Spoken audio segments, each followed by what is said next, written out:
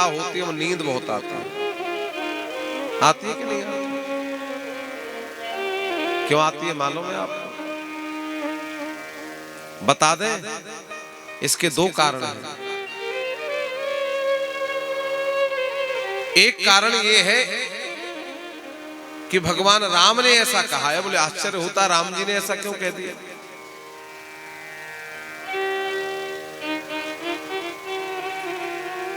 बोले जब भगवान रावण का वध करके आ गए, अयोध्या के सिंहासन पर बैठे थे, राम जैसा न्याय कोई कर नहीं सकता, राम जैसा राजा कोई हो नहीं सकता।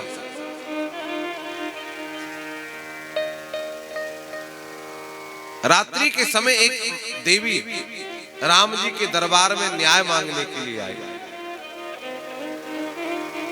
द्वारपालों ने कहा, देवी रात्रि का समय है, भगवान अपने निवास में सो रहे हैं, शयन कक्ष में है, कल प्रातः काल जब दरबार लगेगा तब आना।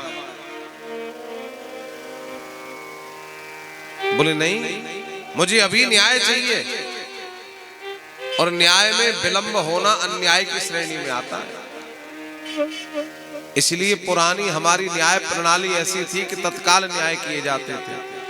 जिस दिन राजा के दरबार में न्याय मांगने के लिए जाते थे, उसी दिन समाधान हुआ करता था।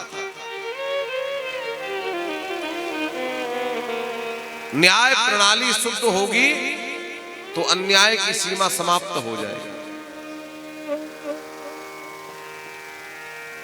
अन्याय करने वाले को तत्काल दंड मिल जाएगा तो दूसरे की अन्याय करने की हिम्मत नहीं होगी। लेकिन अंग्रेजों की बनाई हुई हमारे भारत की न्याय प्रणाली इतनी बिगड़ गई कि अन्याय करने वाले को जब दंड नहीं मिलता है तो और लोगों को भी अन्याय करने की हिम्मत मिल जाती है। भारत की न्याय प्रणाली की विशेषता थी, कैसा न्याय होता था भारतवर्ष की भूमि में राजाओं के द्वारा। आपको आश्चर्य होगा कि भारतवर्ष के राजाओं के न्याय की प्रणाली को विदेशों के लोग पढ़ते हैं, लेकिन दुर्भाग्य हमारा रहा कि हमारे पाठ्यक्रम में वो चीजें नहीं डाली गई जिनको पढ़ करके हमारे नए बालकों को सदप्रेरणा जागे। सबसे ज्यादा उदाहरण किस न्याय का आता है? राजा के दरबार में एक माता छोटे से बालक को लेकर के जाती है कि राजन ये मेरा बालक है। एक स्त्री दौड़कर जाती है, नहीं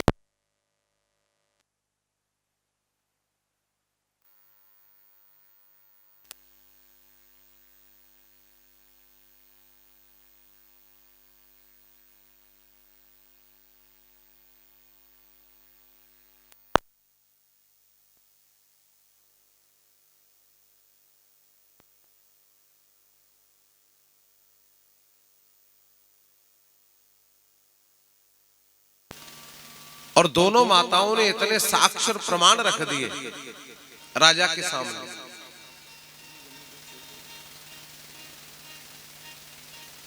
दोनों कहती हैं ये बालक हमारा है। राजा ने मंत्री को आदेश दिया, बोले दोनों के प्रमाण और दोनों के साक्ष्यों के आधार पर निर्णय किया जाता है। इस बालक के 2 टुकड़े कर दिए जाएं और 2 टुकड़े करके आधा आधा दोनों माताओं को दे दिया जाए। जो वास्तविक माता थी, जिसने अपने गर्भ से उस बालक को जन्म दिया था, उसके नेत्रों से अश्रु छलकने लगे। एक क्षण विचार करने में विलंब नहीं किया, राजा से कहा, रुको राजन, ये बालक मेरा नहीं है, ये बालक इसका है। क्योंकि एक माँ अपने गर्भ से जन्म लिए हुए बालक को मरता हुआ कभी देख नहीं सकती है। मुझे नहीं चाहिए ये बालक, मैं तो झूठ बना करके आई थी, ये बालक इसका है, आप इसे दे दीजिए।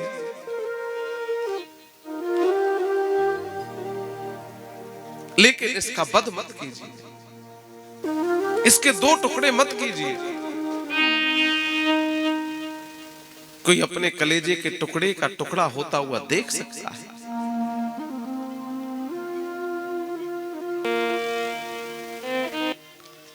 राजा सिंहासन से उतरे, उस बालक को लेकर के उसी माँ की गोद में डाल दिया। मैं समझ गया ये बालक आपका है, क्योंकि ये नेत्रों से निकले हुए अश्रु एक माँ के हो सकते हैं। और जो दूसरी माता अधिकार जमा रही थी उसको कारागृह में डाल दिया, क्योंकि उसने एक बार भी नहीं कहा, वो तो चाहती थी मर जाए तो भी मेरा नहीं, मुझे क्या फर्क पड़ता है। ये भारतीय न्याय प्रणाली थी।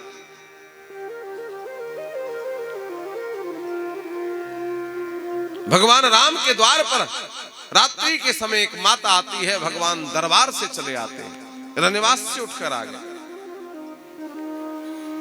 द्वारपालों से कहा, तुम जानते हो अगर न्याय में विलंब हो गया तो राम का राज्य कैसा है। देवी बताओ क्या कष्ट है आपको, किसने आपको कष्ट दिया। वो माता हाथ जोड़कर कहती है, मेरे दुख का कारण तो राम ही है। और राम से कोई कहे कि तुमने मुझे दुख दिया तो आश्चर्य की बात। राम जी ने कहा, देवी मैंने तो कभी किसी को दुख स्वप्न में भी नहीं दिया, मैंने ऐसा कौन सा दुख दे दिया आपको। बोले आपने मेरा घर उजाड़ दिया। भगवान कहते हम तो दूसरों का घर बसाने वाले हैं, उजाड़ कैसे दिया। देवी अपना परिचय दें, आप कौन हैं।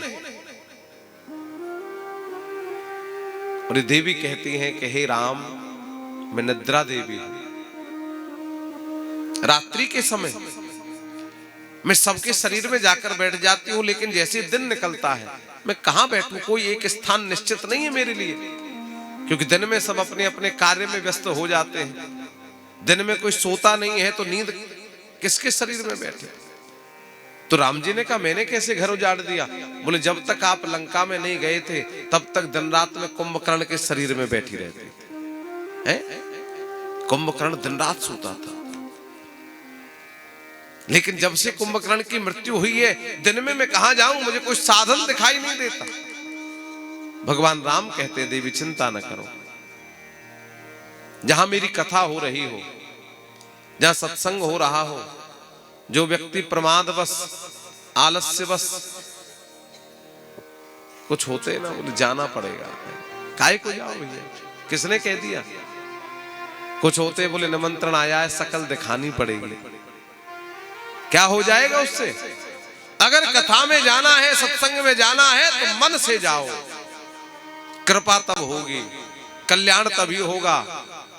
पूरी कथा सुनने का भाव लेकर जाओ, कल्याण तभी होगा। क्योंकि कथा कोई साधारण स्थान नहीं है, ये भगवान का दरबार है। ये किसी व्यक्ति की विशेषता नहीं है। इसलिए जो आलस्य से, जो प्रमाद से,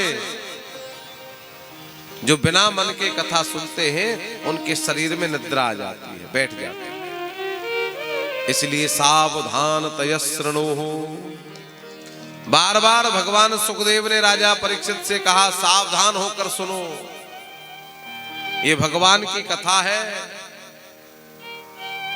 देवी पार्वती सोच रही थी, सावधानी से सुन रही थी, फिर भी 5वें दिन की कथा हुई और देवी पार्वती को नींद आ गई। देखो समय पे नींद ना आए तो भी ठीक नहीं, रात में नींद ना आए तो दिन में मन ही नहीं लगेगा किसी काम में। समय पे नींद का आना आवश्यक है, लेकिन असमय नींद का आना हानिकारक है। किसको आई असमय नींद, सब आप लोग जानते हैं। सुभद्रा को अर्जुन चक्रव्यूह तोड़ना सिखा रहे थे, गर्भ में अभिमन्यु सीख रहा था। असमय सुभद्रा को नींद आ गई। चक्रव्यूह में प्रवेश करना तो सुन लिया अभिमन्यु ने, लेकिन क्यों, गर्भ में जो बालक रहता है वो माँ के कानों से सुनता है, माँ के भोजन से भोजन करता है, माँ के द्वारा ही सब कुछ प्राप्त होता है। सुभद्रा के सोने से अभिमन्यु चक्रव्यूह को तोड़ना नहीं सीख पाया, प्रवेश करना तो सीख गया। और उसकी हानि क्या हुई कि असमय अभिमन्यु की मृत्यु हो गई। इसलिए असमय की नींद ठीक नहीं होती।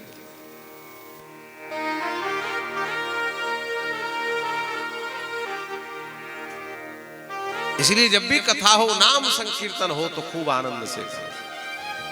और जैसी कथा पूरी हुई और जयकार लगाया, बोली भागवत भगवान की जय, सदगुरुदेव भगवान की जय, ब्रजभूषण सरकार की जय।